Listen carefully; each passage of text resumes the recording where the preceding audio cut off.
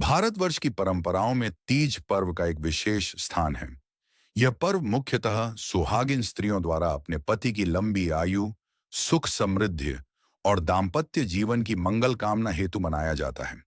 तीज का संबंध माता पार्वती और भगवान शिव की अनंत प्रेम कथा से है। पुराणों में कथा मिलती है कि हिमवान की कन्या पार्वती बचपन से ही भगवान शिव को अपने पति के रूप में चाहती थीं। शिव जी तपस्वी, विरक्त और कठोर जीवन जीने वाले देवता थे। उनके रूप स्वरूप से अधिकांश लोग भयभीत हो जाते थे, लेकिन पार्वती का हृदय अटूट भक्ति और समर्पण से भरा था। पार्वती ने कठोर तपस्या का निश्चय किया। उन्होंने वर्षों तक जंगलों में रहकर केवल पत्तों, फल फूल और कभी-कभी केवल हवा का आहार लिया। उनके शरीर की आभा भले ही क्षीण हो गई थी, लेकिन मन और आत्मा शिव भक्ति में और अधिक प्रबल हो गई थी। कहा जाता है कि उनकी इस तपस्या की अवधि 16 वर्षों तक चली।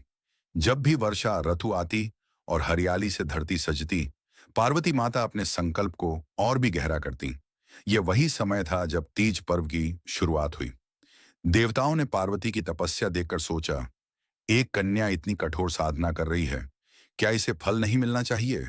वे भगवान शिव के पास गए और निवेदन किया, हे महादेव, पार्वती आपकी अनन्य भक्त हैं।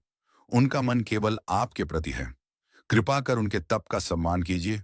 शिवजी मुस्कुराए और बोले, मैं पार्वती की परीक्षा लेना चाहता हूं। यदि उनका मन सचमुच अडिग है, तो मैं स्वयं उन्हें पत्नी रूप में स्वीकार करूंगा। शिवजी एक ब्राह्मण का रूप धारण करके पार्वती के पास गए। उन्होंने कहा, हे कन्या, तुम इतनी कठोर तपस्या किसके लिए कर रही हो?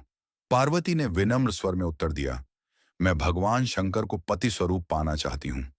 यही मेरा जीवन का संकल्प है। ब्राह्मण रूपी शिव ने कहा, शिवजी तो जटाधारी हैं, शरीर पर भस्म लगाते हैं, गले में नाग रखते हैं। उनका कोई घर नहीं, कोई ऐश्वर्य नहीं, वे तो श्मशान में रहते हैं। ऐसे तपस्वी को पति क्यों चाहती हो?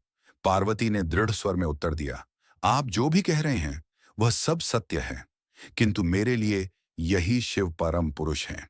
उनका वैराग्य ही उनका वैभव है। मेरा मन केवल उन्हीं में रमा है और यही मेरा अटल संकल्प है।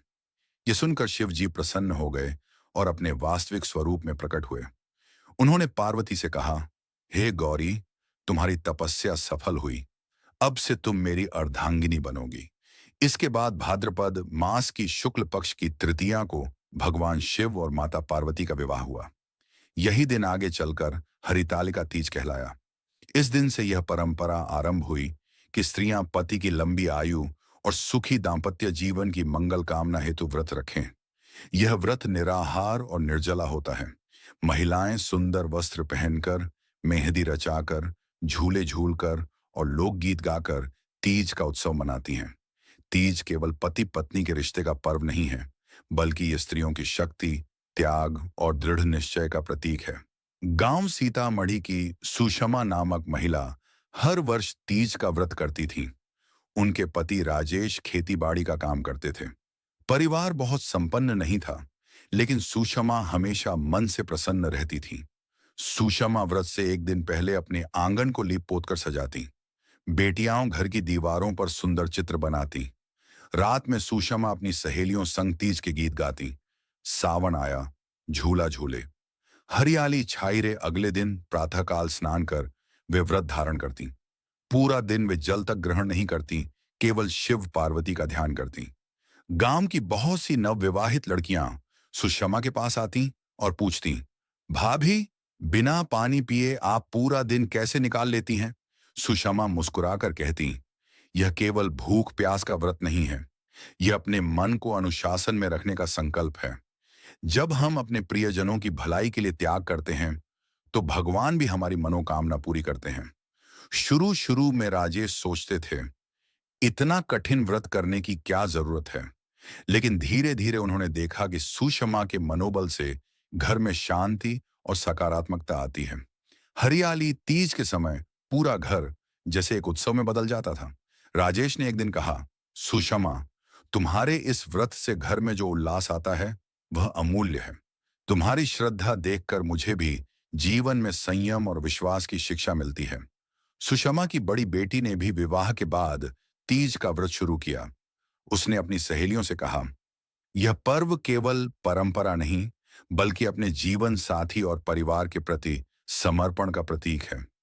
इसमें हमें शक्ति मिलती है कि कठिनाइयों का सामना धैर्य और विश्वास से करें। तीज पर्व की कथा हमें यह संदेश देती है कि अटल विश्वास और तपस्या से असंभव भी संभव हो जाता है। माता पार्वती ने अडिग संकल्प से शिवजी को पति रूप में प्राप्त किया। उसी परंपरा को आज भी स्त्रियां निभाती हैं। आधुनिक परिवारों में भी यह पर्व केवल व्रत उपवास तक सीमित नहीं है, बल्कि यह प्रेम, विश्वास, त्याग और धैर्य का उत्सव है। इसमें हरियाली, लोकगीत, झूले और मेहंदी जीवन में आनंद भरते हैं और हमें अपनी संस्कृति से जोड़ते हैं।